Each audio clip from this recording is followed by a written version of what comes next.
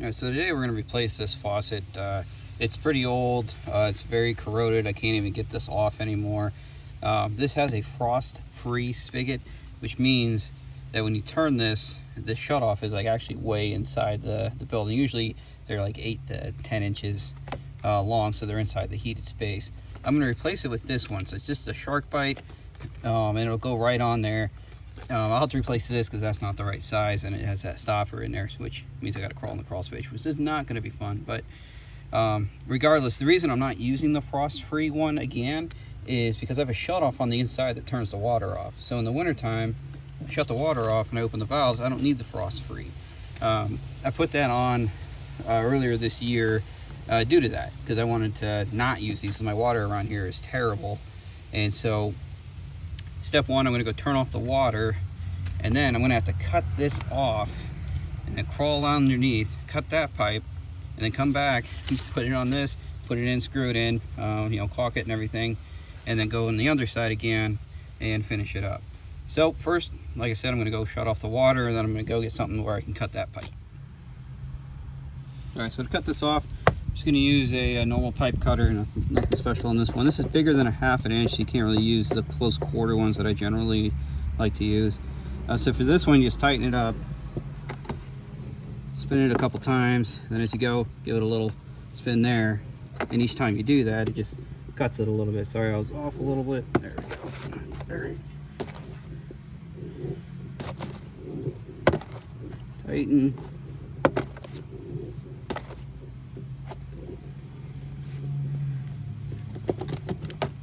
All right, so now that's off.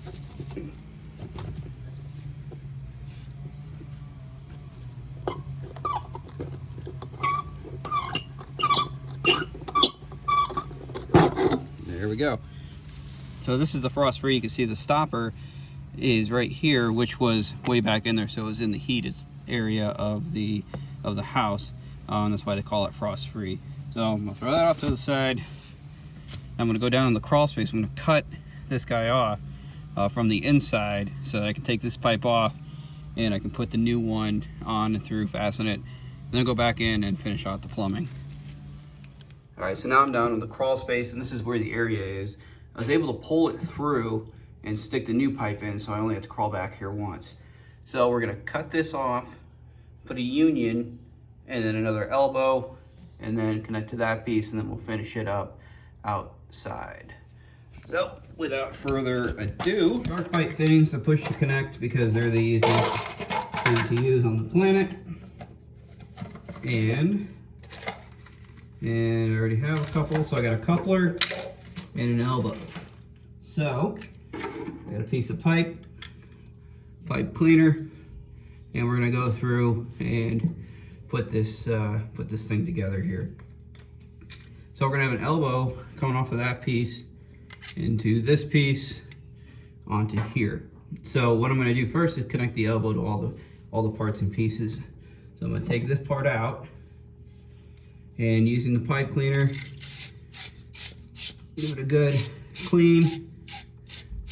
I like to do it once, wipe it on my shirt, clean it off, and do it one more time here.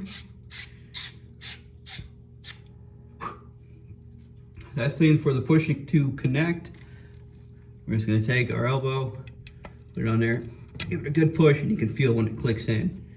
So then this piece is gonna be sticking out there, so I'm just gonna kind of rest it there, but first, let's put our other side on it. So same difference. Give it a good clean. One more. Some people do like to use steel wool to try to deburr the end.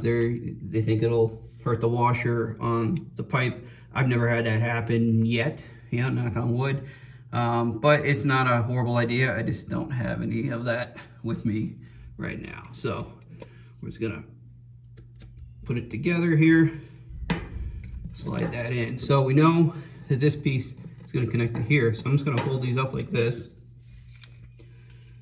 grab my coupler piece so that I know where I'm going and where I need to cut it. So I kind of have it marked. I know right here where I'm gonna cut it. I'm gonna use my close proximity cutter which this is probably the best tool that I've ever found for cutting pipe.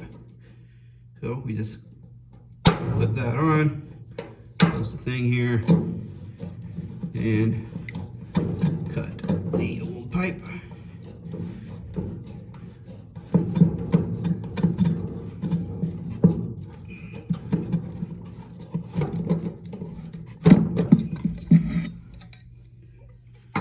The old piece in my bucket, and let's clean this edge here.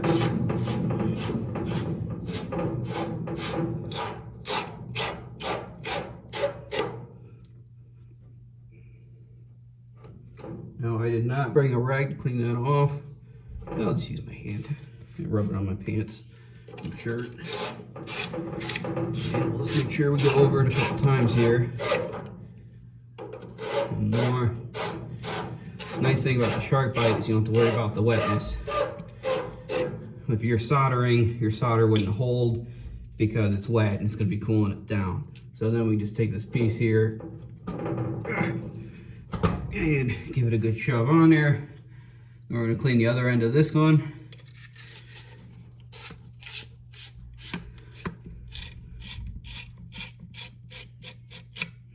Wipe it on my shirt and do one more.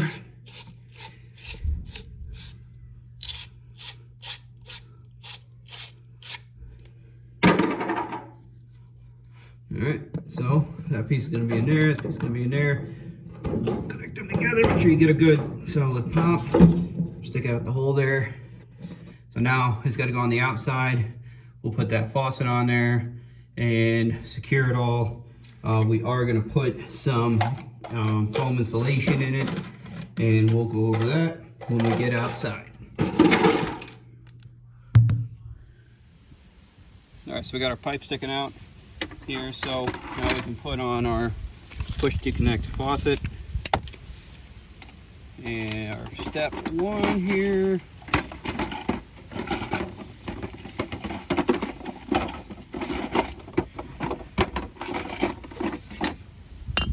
To clean that pipe. So I'm gonna hold it steady here. Give it a good spin. Now the only bad part about the push to connect fittings is this will rotate. Like, it's not a soldered fitting where it kind of holds it in place. So that's not a big deal, but it is something to be aware of, that you just kind of have to hold it. So with that cleaned off, again, I'm not going to deburr it, but we're going to make sure that this is on real tight. If there's any wiggle with it, you know you don't have it all the way, so just keep working it. And I felt it slip, so we're good. So we just need to screw that on to there. But first, before we put the screws in, we're going to use some gap filler, and we're going to spray in there to insulate it and keep bugs from coming in there. So I got to shake it for 30 seconds, and then we'll spray some in there and we'll screw it. All right, we got this thing shaken up, so we're just going to spray a little around here. See it foaming out there. All right, once that's done, get off to the side, and then we're gonna screw this into place. Now that will expand, that stuff, so we'll see how it does overall. So I'm just gonna put some screws in here. I'm just using exterior screws, putting them basically right into the same hole the other one was at.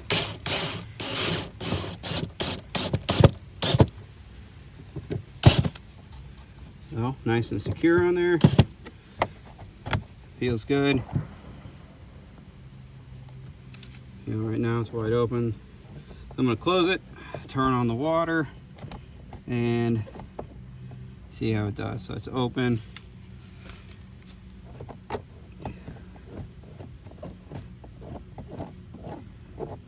And that is closed. I'm going to go turn the water on and see what happens. All right, water is back on. Out, and it's working. So that is how we replace a spigot, exterior faucet, hose bib, whatever whatever region you're from, whatever you call it. That's a quick and easy one to do. Worst part was crawling in the crawl spaces. A lot of cobwebs and dead mice down there. So anyway, if you have any questions or comments or concerns, please put them in the comment section below and hit subscribe.